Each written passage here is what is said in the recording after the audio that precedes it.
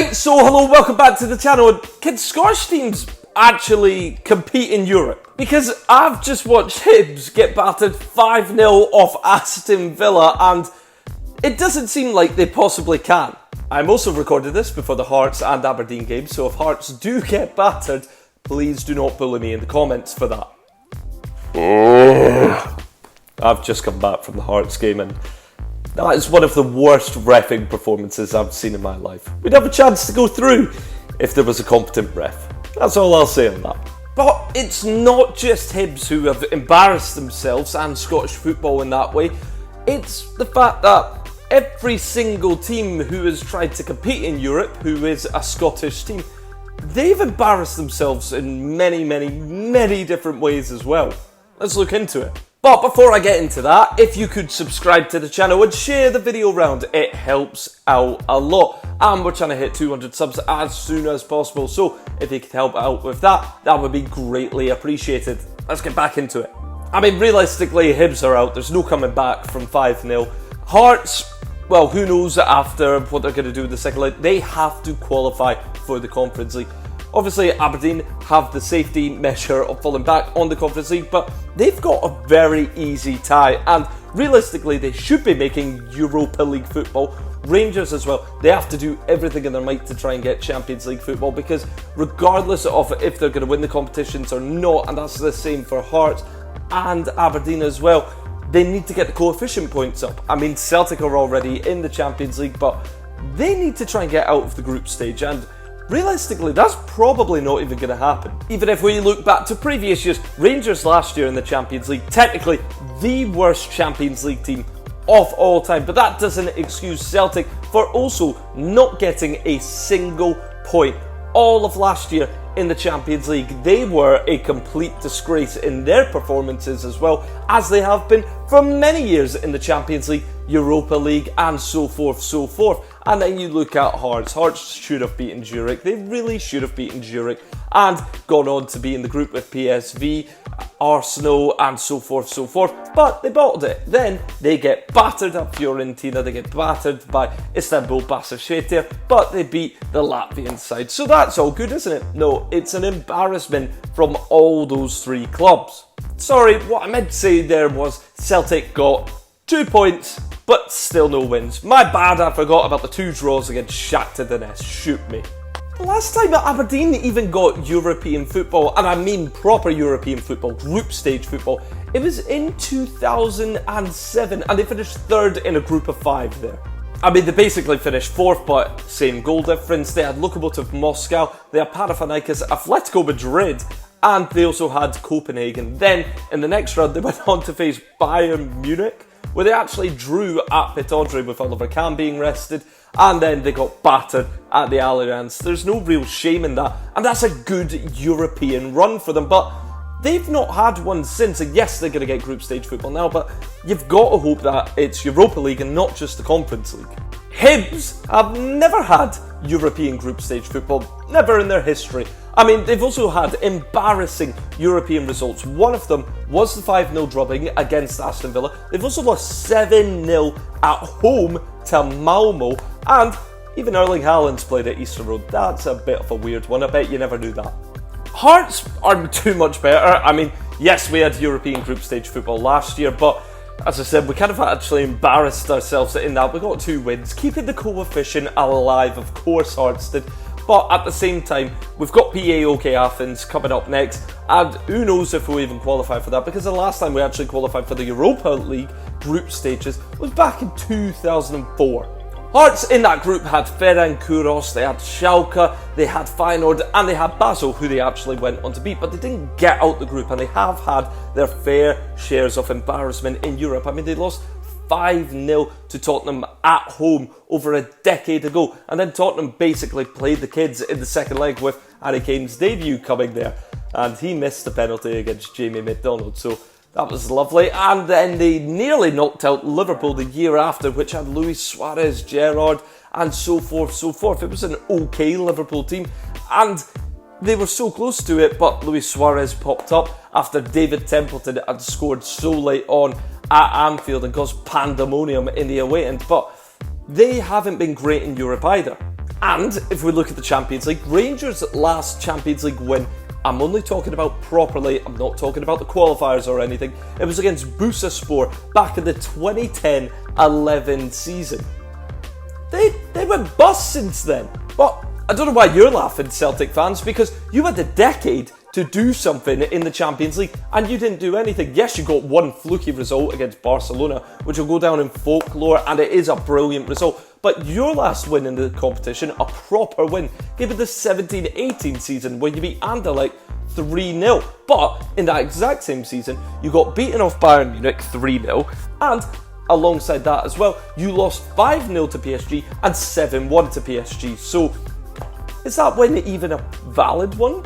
And look, it's not just the fact that Scotland are an embarrassment in European competitions. It's just that recently we have been an embarrassment because, yes, Celtic did win the Champions League all the way back in 66-67, even though you only had to play about 5 games to win it, and I'm pretty sure 2 of the clubs that you beat in the quarterfinal and semi-final, they're not even in existence anymore, but you still won it. Rangers won the European Cup Winners' Cup back in the early 70s, and Aberdeen won the European Cup Winners' Cup and the Super Cup, beating Real Madrid in 1983. But to be fair to Aberdeen, they had the greatest manager that has ever lived in charge of that, so, you know, that's what it takes to get a Scottish club to be successful in Europe. The greatest manager of all time.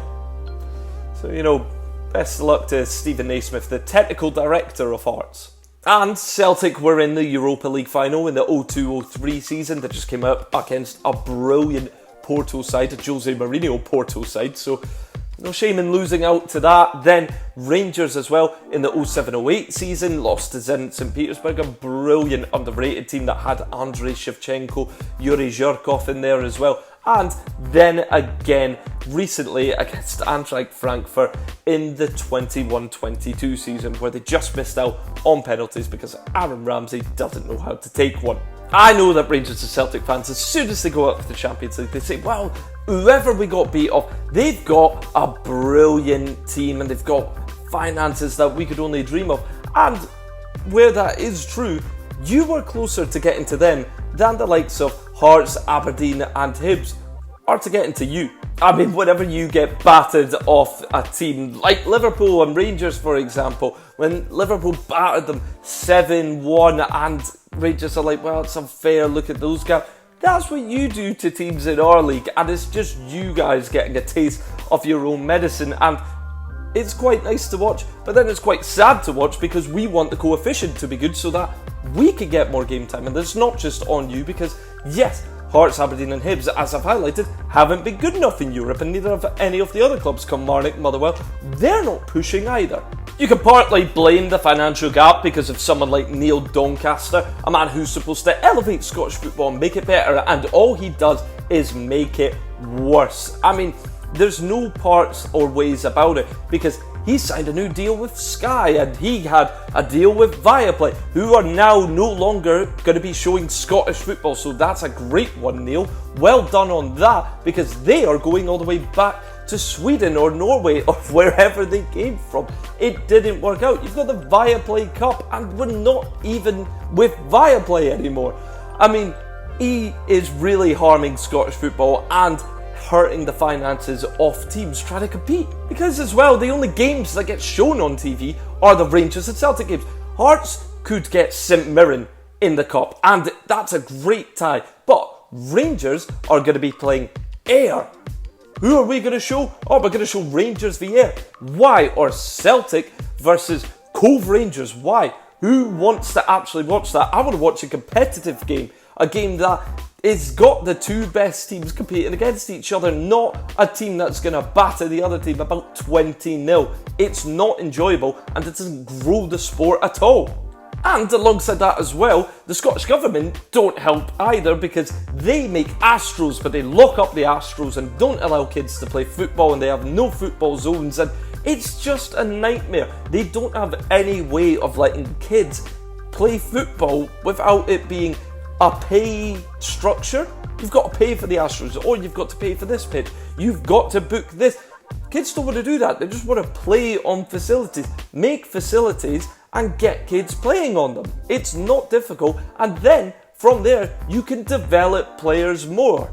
Something the likes of Rangers and Celtic don't seem to do because they don't develop their own players. They pinch players from clubs in Scotland and they just go, well, we'll now win the league. You are focused on the league. Why don't you try and make a decent European run? You get more money from it, meaning that you can invest more in your squad, meaning you can probably win a league title easier as long as you don't squander the money. It's something Rangers seemingly have done as well. And it would just help the game grow from there. If Rangers and Celtic just stopped focusing on beating each other in the league, it's a two-horse race. Who cares? You're both losers in that regard as well, because where's the fun in it? Your fun should be trying to get European football. And the likes of Hearts, Hibs, Aberdeen, and to an extent Motherwell, St Mirren, Kilmarnock, you guys should be trying to get European football, and that is where the fun should come into play.